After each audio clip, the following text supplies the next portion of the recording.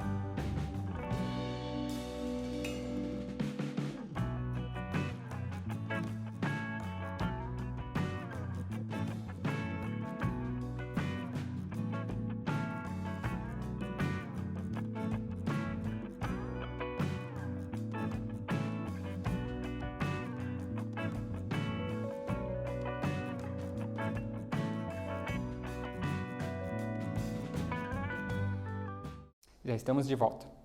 Então, que conceitos foram elaborados por Freud para explicar a mente? Se você marcou a alternativa A, id, ego e superego, você acertou. O Freud também, né, foi um dos primeiros pensadores a introduzir a questão do inconsciente na psicologia, mas não é o Freud que trata especificamente de arquétipos e complexos. Esse é um assunto mais tratado por Jung. Então, os principais conceitos de Freud que nós estudamos são id, ego e superego. E por que essa pergunta sobre Freud? Porque, para entendermos o pensamento do Marcuse, precisamos ter em vista algumas questões ali levantadas por Freud anteriormente. Freud, na obra O Mal-Estar na Civilização, trouxe a ideia de que a civilização e a cultura são possíveis no desvio da energia da pulsão sexual. Esse desvio, então, ao invés de acontecer essa realização do impulso sexual exatamente nas práticas sexuais, é colocado de outras formas, por isso desvio. Lembrando que, para Freud, a pulsão sexual não se refere somente ao sexo, né, mas se refere à nossa relação com o prazer.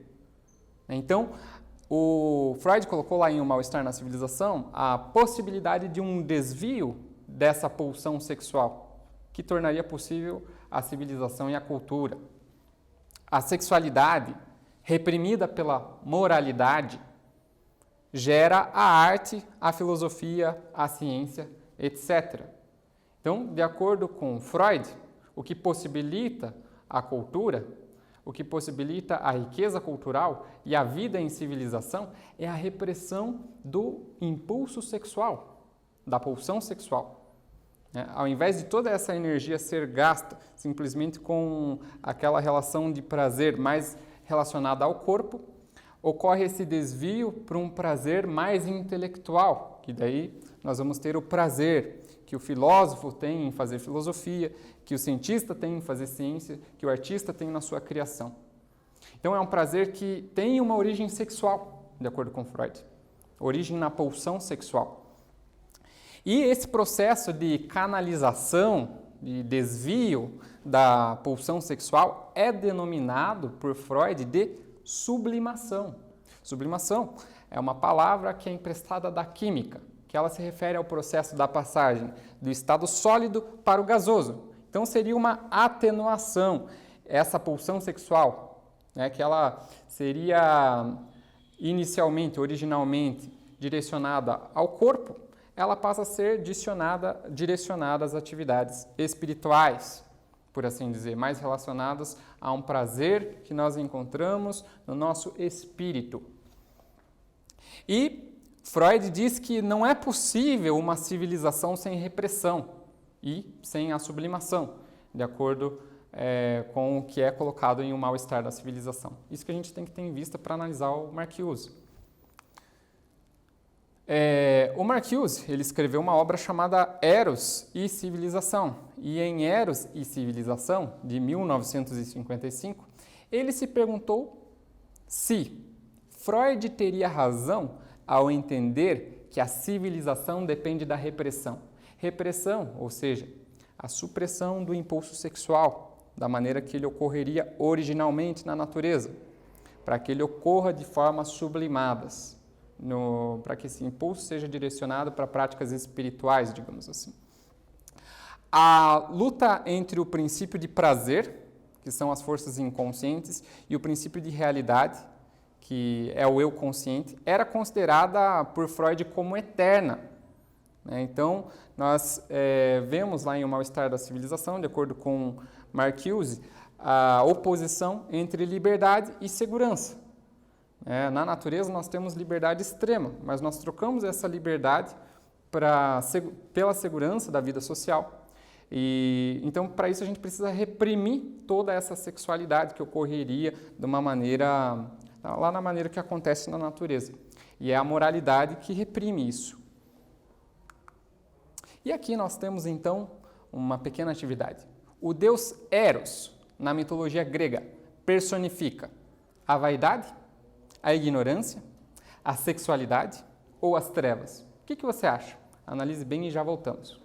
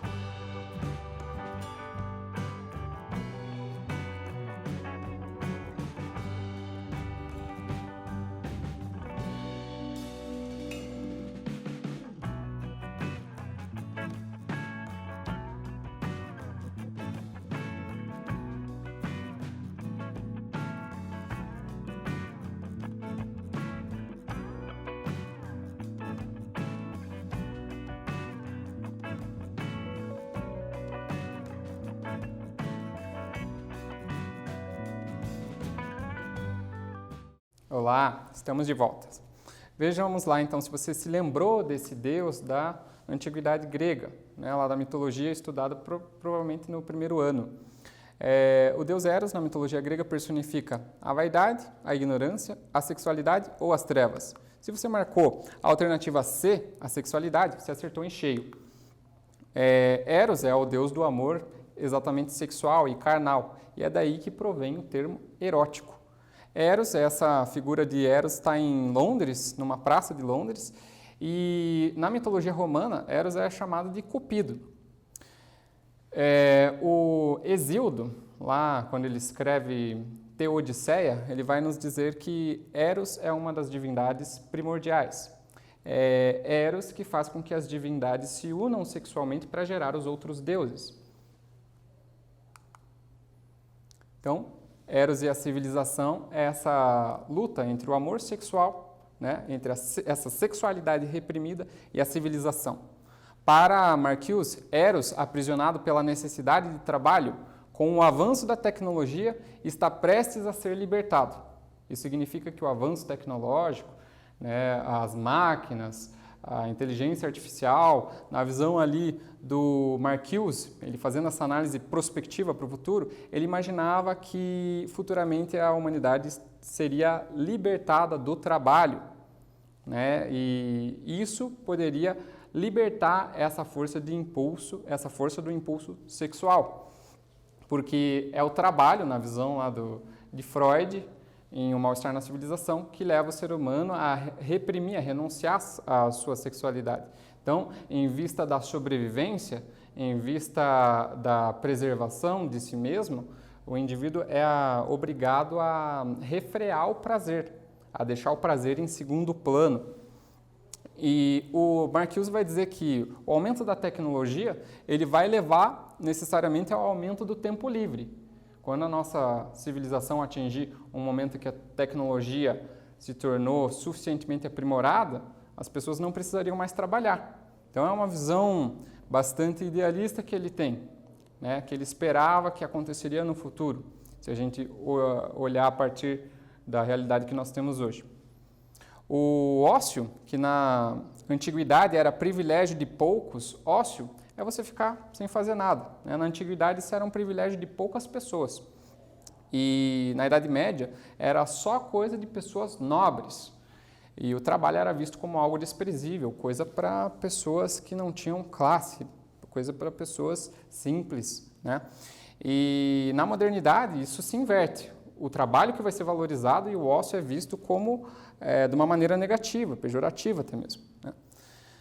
Mas o retorno do ócio, na visão do Marcuse, parece ser inevitável, né? O avanço da tecnologia vai levar a um aumento do tempo livre. Os indivíduos teriam mais tempo para ficar nessa sensação ali, nesse momento do não fazer nada.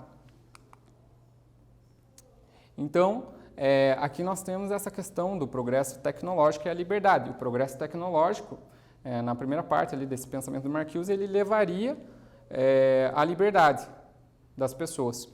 Então, ele vai falar sobre as possibilidades do prazer que existem no tempo livre. Não exatamente o prazer sexual do corpo, mas também o prazer sublimado na arte, né? Então, prazer no jogo, na criação livre, tudo isso seria uma possibilidade dessa civilização que vai atingir esse estágio de tempo livre, de ócio.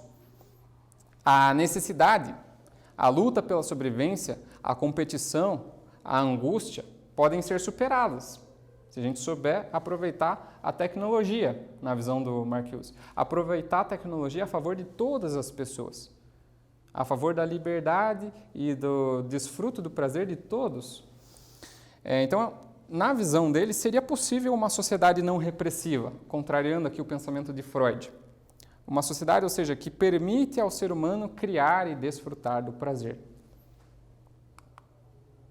Então, com o Marcuse, nós nos perguntamos, será que o sistema ele é realmente necessário? Esse sistema, esse modo de vida em que nós vivemos, em que nos dedicamos muito ao trabalho e aos estudos e muitas vezes não nos sobra tempo para outras coisas, será que isso tudo é necessário? O Marcuse ele vai entender que o progresso tecnológico traz a possibilidade da liberdade de todos. Uma sociedade mais livre nesse sentido, que não precisa viver em função do trabalho. Só que o Marcuse vai dizer que nem todos estão dispostos a permitir que isso se efetive, que esse futuro de maior liberdade, de um ócio estendido a todas as pessoas, se efetive. Tem muitas pessoas que não estão interessadas que isso ocorra. São as pessoas, evidentemente, que são favorecidas pelo sistema, na visão do Marcuse. Então, nesse livro, O Homem de uma Dimensão, aqui já temos uma perspectiva mais negativa, mais pessimista até mesmo, de Marcuse, né? Ele fala, nesse texto de 1964, sobre a consolidação de uma sociedade sem oposições, uma sociedade sem antagonismos, que tem apenas uma dimensão. Não tem mais o contraditório, não tem mais a opinião contrária. Nessa sociedade existe uma tendência de que todos vão se conformando a este sistema e comecem até mesmo a defender esse sistema em que vivem, até mesmo aqueles que são oprimidos passam a defender esse sistema, e como se a única alternativa, a única possibilidade fosse a existência desse sistema. Então, nesta sociedade que, apesar de opressora, é reafirmada e defendida pelos próprios oprimidos, não existem mais alternativas. É como se não houvessem mais alternativas. É como se tudo o que existe para o ser humano fosse essa sociedade do trabalho, do capitalismo, do consumo, da produção, essa sociedade massificada, sociedade de massas. A tecnologia, então, ela é utilizada para o domínio completo. Então, ao invés dela ser utilizada para libertar o ser humano, a tendência é que ela seja utilizada para dominar cada vez mais os indivíduos e aprisioná-los nesse mundo do trabalho. Todos na sociedade capitalista contemporânea precisam desempenhar uma função, né? E muitos dedicam a vida por essa função na sociedade. Então, é essa sociedade que o Marcuse vai apontar, ele vai fazer uma crítica a isso tudo. Na visão tradicional do marxismo, a arte moderna representa, alternativa A, a ideia de humanidade, B, a vontade dos trabalhadores, C, o interesse dos opressores ou D, o espírito absoluto. Analise as alternativas e nós já voltamos com a resposta.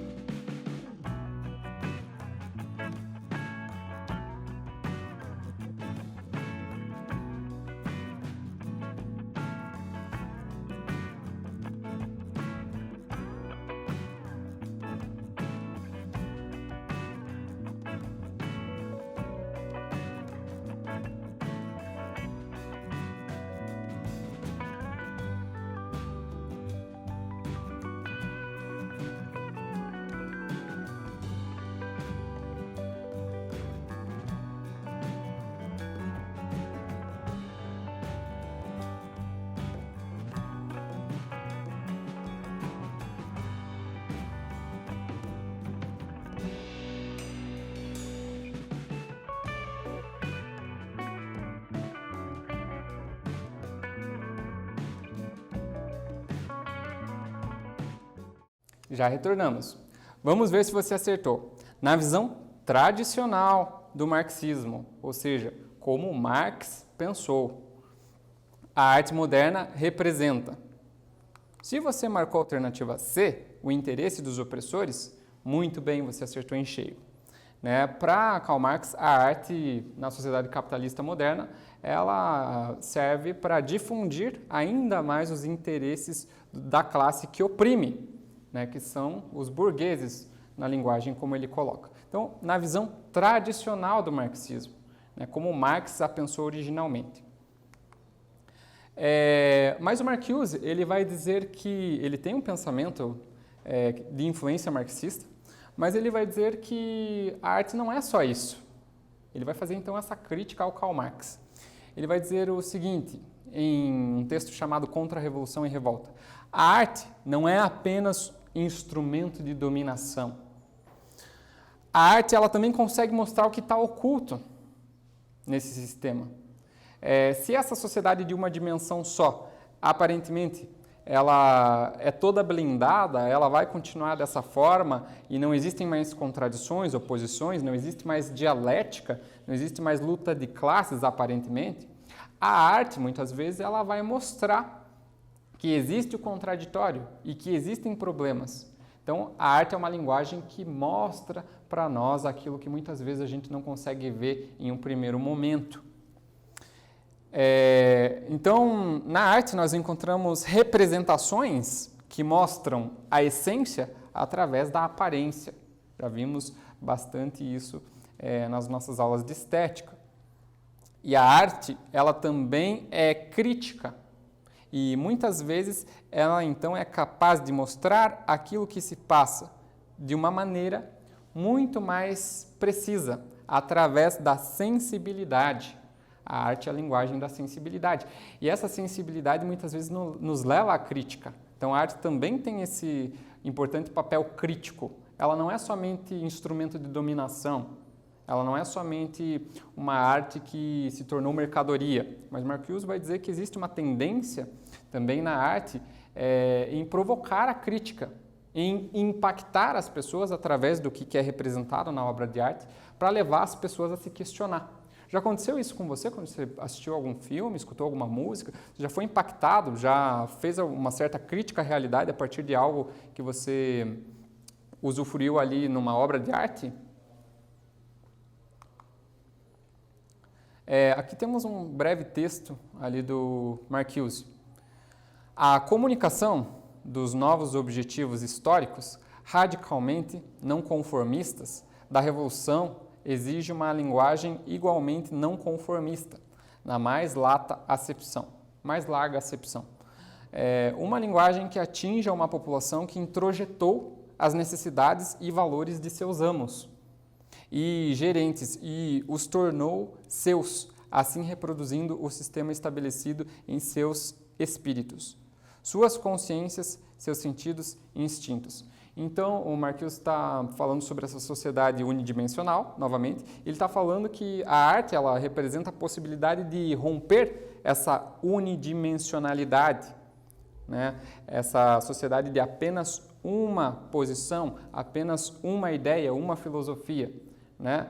Até mesmo os oprimidos, diz ele lá, se tornam defensores do opressor na sociedade capitalista contemporânea.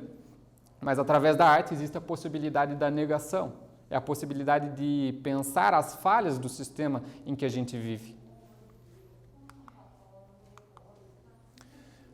Por exemplo, na música, na poesia, no filme, na série, no teatro e na literatura, muitas vezes nós podemos enxergar pela sensibilidade o que é invisível de um outro modo. Se a gente não consegue perceber enquanto ideia, não consegue perceber enquanto fenômeno claro que ocorre, a gente pode perceber através da linguagem artística em uma obra de arte. E isso está muito...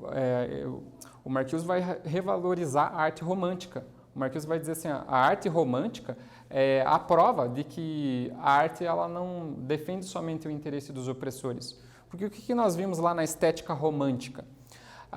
Na estética romântica se ressaltava a incompatibilidade, o absurdo, o irracional, aquilo que não serve, que incomoda. É isso que os românticos retratavam em suas obras de arte. E então a arte romântica ela proporcionou a perspectiva interna da opressão. Você se sentir enquanto oprimido e o descontentamento, consequentemente, com a realidade social. Então, algumas vertentes do romantismo apontaram para isso, para essas falhas no sistema em que a gente vive e como que o sujeito se sente em relação a tudo isso. A partir daí, então, a arte colocaria a possibilidade de uma crítica ao que está estabelecido. A arte também é o terreno do imaginável, vai dizer lá o Marcuse, do ideal. A obra de arte pode inspirar o movimento, e a arte não se insere necessariamente nas relações objetivas materiais, mas ela vai além disso, ela vai tratar da questão espiritual. Aqui, então, uma indicação cultural. A arte também é crítica, né? Ali no filme V de Vingança, tem o romance que você poderia procurar lá, O Corcunda de Notre Dame, de Victor Hugo, que é um artista romântico. Então, nós ficamos por aqui e até a próxima!